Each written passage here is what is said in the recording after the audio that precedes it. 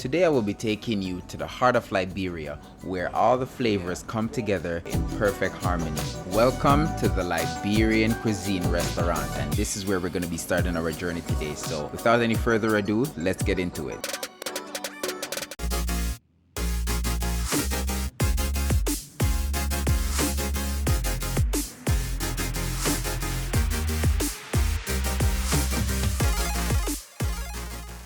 What's up guys, welcome back to the channel, and I hope you're having an amazing day. And today we're trying Liberian cuisine for the first time. This location has been in existence for the past 12 years. So we're gonna go in and we're gonna find out the history between the Liberian cuisine. We have a lot of African restaurants on Adorned Avenue. We have the Jamaican down the street here.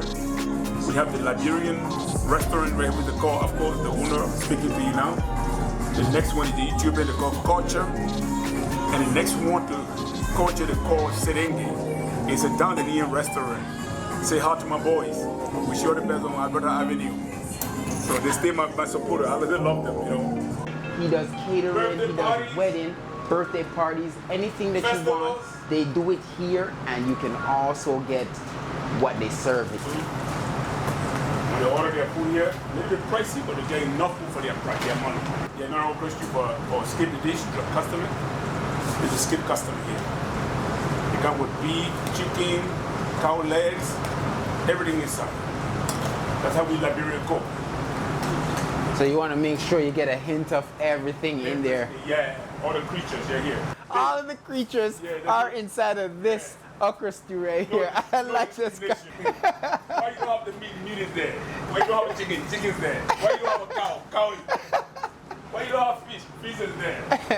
Everything is fighting together inside of this dish right here. He has to wrap it. So the foil paper contain all the heat from escaping outside of the bowl. Stay like that. When you get to your house, when you finish, still have a warm food. But a lot of people don't do that. They let the food like that, just throw it at the customer. Me, the same food I eat, that's what I sell. So if my customer eat the food I eat, I have to take care of it. So what I do, every time when I'm cooking, I do very clean. That's what I eat the same food. I'm very particular with my stomach. I can't eat anything that pass. I will come in egg.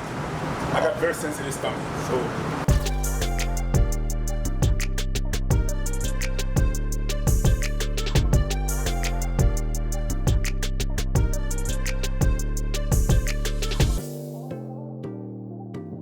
If you can't eat the food with your eyes, you can't eat it physically. It's the same dish you're making as what you just served before. No, this is a different one completely. They want to call Nigerian street, call it bonus soup. It's a major Nigerian dish. My customer is 90% Nigerian. And they eat here because the food that we make. The jollof rice, beat me in cooking jollof rice in the city here. Nigeria can't know how to cook jollof rice anyway. Liberian, they beat Nigerian how to cook jollof rice. And again, 2018 and 2019, we came #1 in heritage. Liberian food. We win an award twice. This is the leftovers. Here. A jollof rice right here. See it? This is your and when you taste this jollof rice, amazing taste. Amazing. When we cook, what we do here, jollof rice, we don't just cook it and keep it. When the customer order, we cook it. So most of the meals, as you're cooking them, you cook everything fresh. Right now, just to begin now, it's still raw. So you just watch me. When I finish this, you see the customer will come and you bite his finger. What is a goosey or igusi? It's a seed, because it's a seed.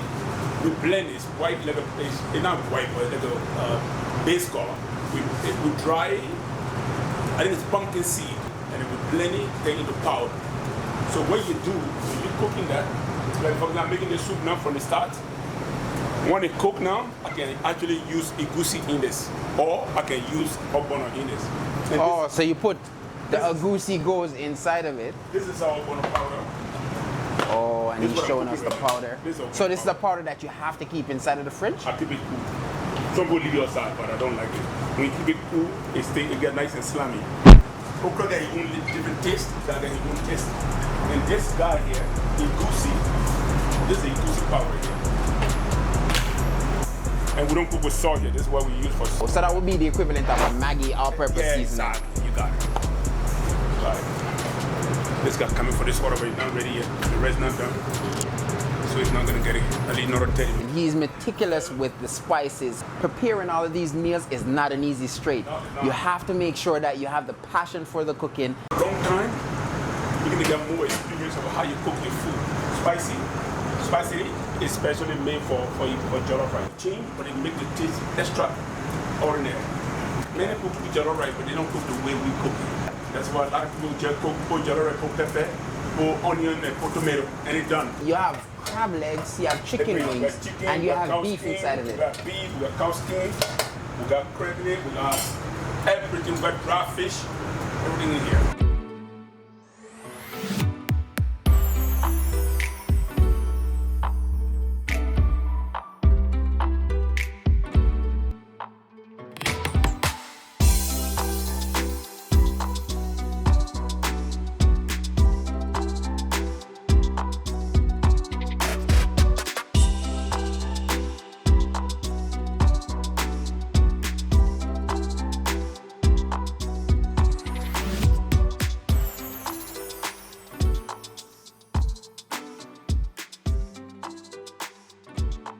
It's a more intimate feeling that you get when you eat with your hands. You are engaging with everything on the plate. This is one of the food that you have to use your hands. It's so aromatic, all that different aroma that you're getting from the food. Exactly. No?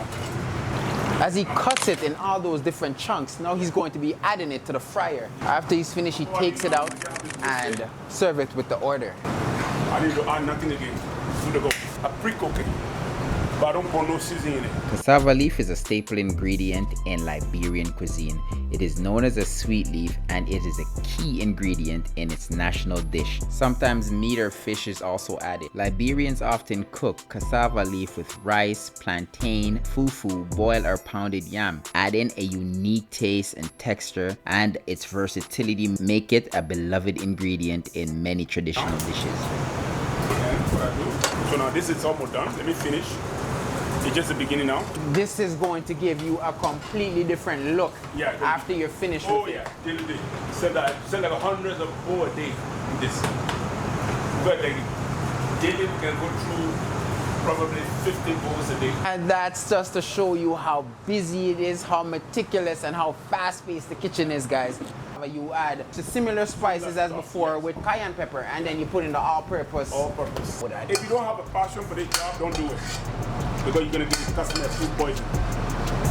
I always tell somebody, if you don't have passion for cooking right food, don't cook it for customers, because you're gonna kill the customer with bad food. So that's how we do it.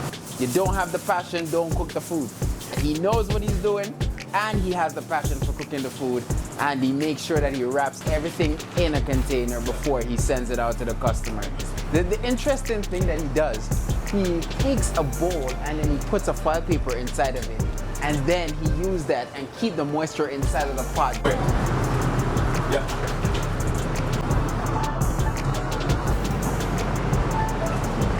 Because you have one of the pot looking like an observatory, and then you have the other orders that has to be served before they're sent out to all the customers. He also does skip the dishes, Uber Eats, and DoorDash. You want to give the customer the blood, and the chicken is bleeding blood. Raw cooking, not good. But now the way the chicken is so soft, nice and very soft. You can actually bite the marrow. The bone can be soft. He's going to be putting this chicken with another order that he has prepared. This, my friend, is golden brown fried chicken, a culinary delight that is sure to satisfy your craving and leave you wanting more with every bite, and the juicy goodness combined with the crunch leave an unforgettable taste. Just what is the address? It's 851011. The process of making the jollof rice, as you see, she put in the tomato paste, and then you add your thyme leaves inside of it. She had many different spices inside of it, and she's also adding the jumbo all-purpose seasoning. African jollof rice is a popularly known dish known all across the West African region. Its mild taste but bold flavors is what also influences the texture, the smoothness. The tomato sauce also influences the color of the jollof, and it is a masterpiece with every taste. The balance, the flavor, the harmony, and every bite is melded together in perfect unity. Very moist, not dry at all. It's a mild spicy that you get. The pepper has to be a part of the signature for the bowl. The fish is served the same way. Same way, yeah. And the chicken is served the same. Beef jollof rice too. Yes. So there's beef, but you have to fry the beef first before you put it in jollof rice. Also very nice. You can also use goat. Yes. This is supposed to be amazing. The taste is supposed to be flawless. Both different spice, the mild and the hot, compounded the spice that is already here with the rice. The spice with the palm oil, it really sells the rice. It had a completely different flavor. This is where the taste buds just run wild. The dimensions of the spices, the dimension of the pepper, and everything just combined. Add some of the pepper, then we're gonna add some of the rice inside of it. Very mellow on the rice. The sweetness, once you add the plantains, it completely demolishes the spiciness of the rice. I don't even know where to start on this. This is what you call well done chicken. The spice is slapping and it's off the chain. You can already tell that the chef knows exactly what he's doing. Thank you guys for joining me on this unique blend of tradition. Whether you are here for just the experience or the taste of Liberia, this is where it starts with the Liberian cuisine on wheels, guys. Please don't forget to like, share, subscribe, leave a comment in the comment section. Don't forget to hit that notification bell and let us know where you would like to see us visit next, guys. So with all of that being said, we'll catch you on the flip side.